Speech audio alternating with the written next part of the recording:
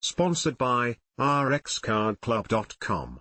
Get a free prescription drug card and save up to 85% on prescription drugs.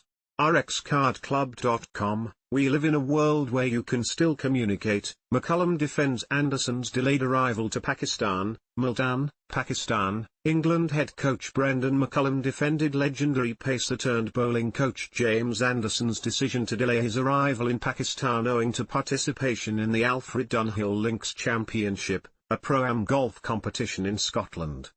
As a result of his involvement in the tournament, Anderson, 42, who turned the red ball side's bowling coach during the Test summer after his retirement from international cricket following a match against West Indies, missed the pre-series presentation for the 3 Tests in Pakistan and would not be arriving there till October 8, which will mark the second day of the first Test match, as per Wisden.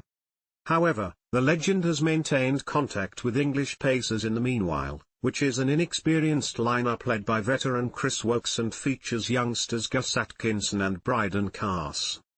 McCullum defended Anderson's delayed arrival on Sky Sports, quoted as saying by Wisden, "2 months ago, you guys were saying he did not deserve to be the coach. Now we are missing him. That is affirmation of how good an impact Jimmy Anderson has made in the short period of time, during his transition from player to coach." The Test head coach also said that, "We live in a world where you can still communicate without being face to face." McCullum emphasized that Anderson has made a huge transition from a bowler to coach following a career over 2 decades and his role is not full-time. Notably, Pakistan is currently playing England in a 3-match series, with the first Test at Multan starting from today. Pakistan won the toss and elected to bat first.